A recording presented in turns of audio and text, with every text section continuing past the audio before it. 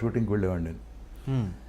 ఈ ట్రైనింగ్ తీసుకోవటం కన్నానండి చూసి నేర్చుకోవడం చాలా ఉంది. ఒక ఆర్టిస్టు యాక్ట్ చేస్తా అంటే చూసి నేర్చుకోవడం అనేది అద్భుతం. బోల్డ్ నేర్చుకోవచ్చు. ఎవరి దగ్గరికన్నా వెళ్ళి ట్రైనింగ్ డైలాగ్ ఎలా చెప్పాలి నేర్చుకుని అది దానివల్ల బాణం వేయటం, అది ఏమి గాలిలో బాణమే, అది మనకి పెద్ద ఉపయోగం ఉండదు. చూసి నేర్చుకోవడంలో ఎక్కువ ఉంటుంది. అందుకని ఎక్కువ సినిమాలు షూటింగ్ జరిగే చోటుకి వెళ్ళేవాడిని నేను. సినిమాలు ఎక్కువ చూసేవాడిని. ఎవరు చేశారు, ఆయన ఎలా చేశాడు, ఈయన ఎలా చేశాడు. ఆ రోజుల్లో పోటాపోటీ ఉండేది. పక్క ఆర్టిస్ట్ ఏం చెబుతున్నాడు, మనం ఏం చెప్పాలి, వాడు ఎక్స్ప్రెషన్కి మనకు కౌంటర్ ఏమి ఇవ్వాలి, ఎవరికాళ్ళు క్యారెక్టర్ డెవలప్ చేసుకోవడంలో ఉండేవాళ్ళు. అందుకని ఆ రోజుల్లో ఎవరికి ఇళ్ళు లేవండి, కారులు లేవు. ఒక కారు, ఒక అంబాసిడర్ కారు ఉంటే 8 మంది వెళ్ళేవాళ్ళం కారులో. భేషజాలు లేవు, వీడు గొప్ప, ఆడు పెద్దనాడు, ఈడు పెద్దాడు, ఏం ఉండేది కదా. ఇలా పర్సనల్ మేకప్ మెన్ లేరు, ఎవరో లేరు. అందరికీ కలిసి ఎవడో ఒకడు ఉండేవాడు, వాడే అందరికీ ఇచ్చేవాడు. కలిసి వెళ్ళిపోయేవాళ్ళం, కలిసి కూర్చునేవాళ్ళం, కలిసి తినేవాళ్ళం. ఆ రోజుల్లో ఈ రోజుల్లాగా క్యారియర్లు పెట్టడం, 10 రకాల కూరలు పెట్టడం అవన్నీ ఉండేవి కాదు. 2 ఇడ్లీ 2 వడ ఒక ప్యాకెట్ ఇచ్చేవాడు పొద్దున్నే. అది టిఫిన్. ఆ పూటకి కాఫీ ఇచ్చేవాడు. మధ్యాహ్నం కాస్త సాంబారన్నం, కాస్త పెరుగన్నం పెట్టేవాడు, 2 పొట్లాలు, అవి తినేవాళ్ళం. అంతే. తర్వాత వచ్చేసరికి అసలు క్యారియర్లు, ఆ హోటల్ నుంచి ఇది, ఈ హోటల్ నుంచి ఇది, ఇలా తెప్పించడం మొదలెట్టారు. అలా ఉండబట్టి అంత డిసిప్లిన్గా సినిమాలు ఉండేవి, వేషాల మీద అంత ఇంట్రెస్ట్ ఉండేది. ఇప్పుడు మనం రామారావుని ఫస్ట్ ఎలా కలిసానని నేను చెప్పాను కదా, అక్కడి నుంచి ఇక కంటిన్యూ అయిపోయాను. ఆయన షూటింగ్ ఎక్కడుంటే అక్కడికి వెళ్ళిపోయేవాడిని. అక్కడ ఎవరు ఆపేవాళ్ళు కదా. ఇక నన్ను కూర్చొని చూస్తూ ఉండేవాడు ఆయన ఎలా చేస్తాడు. మెస్మరైజ్ చేసేవాడు. ఆయన యాక్ట్ చేస్తా అంటే అలా నోరు తెరిచి కూర్చునేవాళ్ళం, అలా ఇమ్మర్స్ అయిపోయేవాళ్ళం అనమాట. ఇంత మహానటుడు, ఏ వేషం వేస్తే ఆ వేషంలో. ఇప్పుడు జనరల్గా ఆర్టిస్ట్ అనేవాడండి ఒక మట్టి ముద్దలు అంటాడు. దాన్ని డైరెక్టరు ఎలా మోల్డ్ చేస్తే అలా మోల్డ్ అవుతాడు. కరెక్ట్.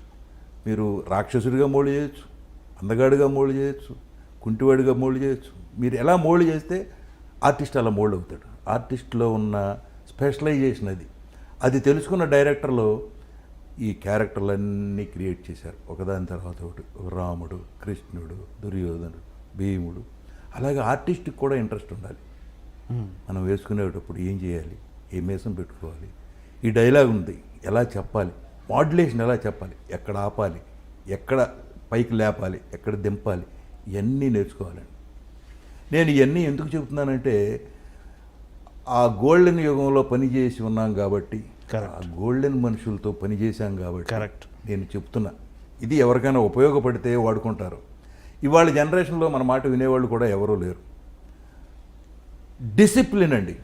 7 గంటలకు షాట్ అంటే అందరూ 6:30కి విత్ మేకప్ డ్రెస్తో రెడీగా ఉండేవాళ్ళు. మరి ఇవాళ కంపారిజన్కి వస్తే మరి ఎవరన్నా ఒక్కళ్ళన్నా 10 ఎవరూ రావట్లేదు. అతను 10కి రాడుగా మేము ఎందుకు పొద్దున్నే వచ్చి ఏం చేయం అనే స్టేజ్ తీసుకొచ్చేసారు. చూసేదానికి సినిమాల మీద కాన్సన్ట్రేషన్ తగ్గింది. తర్వాత మెయిన్ క్వాలిటీ పడిపోయింది. ప్రొడ్యూసరు బాగుంటే 10 ఫ్యామిలీలు బతుకుతాయి.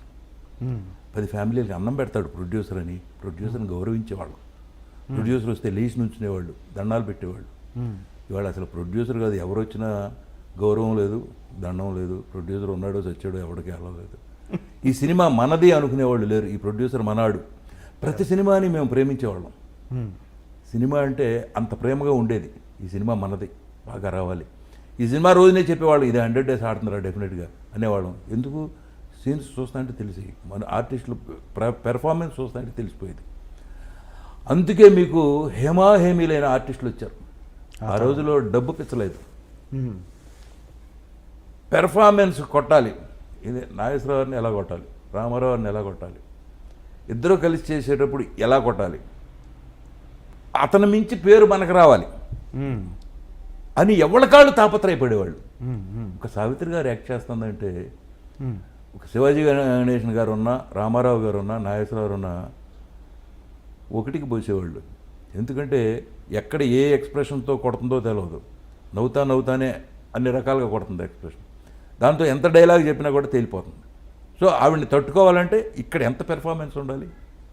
దానికోసమని 10 రోజుల ముందు స్క్రిప్ట్ ఇంటికి వచ్చేది. వస్తే ఎవరి కాళ్ళు వాళ్ళ డైలాగ్ చూసుకుని ఎదురు డైలాగ్ ఏముందని ఇంప్రవైజేషన్ చేసుకుని ఏది చేస్తే బెటర్మెంట్ నిలబడతాం మనం అని ఆలోచించేవాళ్ళు. ఇవాళ అసలు సెట్లోకి వచ్చి సీన్ ఏంటి అని అడిగేవాడే లేడు. నేను చూస్తున్నాను అప్పటికి ఇప్పటికీ కంపారిజన్లో సీన్ ఏంటండి అని అడిగేవాడు లేడు. అడిగినా కూడా చెప్పే డైరెక్టర్ లేడు. అలా అయిపోయింది. సో దాంతో ఏమైంది, మీకు పెర్ఫార్మెన్స్ పోయింది, క్వాలిటీ పోయింది. ఏం తీయాలి, ఏం చేయాలి, ఇతనికి తెలవదు, వాళ్ళకి తెలవదు. పైగా భాష రాని వాళ్ళు ఎక్కువ వచ్చారు. ఆ రోజుల్లో ఈ డబ్బింగులు కూడా లేవండి. ఓన్లీ డైరెక్ట్ మనం ఏం మాట్లాడుతున్నామో థియేటర్లో అదే ట్రాక్. అవుట్డోర్లో తీసింది మాత్రం డబ్బింగ్ చేసేవాళ్ళు. అవుట్డోర్ తర్వాత వచ్చింది. అసలు ముందు అవుట్డోర్ లేదు. ఓకే. పొలాలు ఉన్నా కూడా సెట్ వేసేవాళ్ళు వాహిని స్టూడియోలో. ఫారెస్ట్ ఉన్నా సెట్ వేసేవాళ్ళు. తర్వాత ఈ మెచ్చిల్ కెమెరాలు ఇవన్నీ రాలా, యారీ ఇవన్నీ రాలా, మిచ్చులు ఒకటే ఉండేది. ఆ మిచ్చులతో ఏంటంటే పెద్ద బండలాగా ఉండేది అది. మీరు ఏం మాట్లాడినా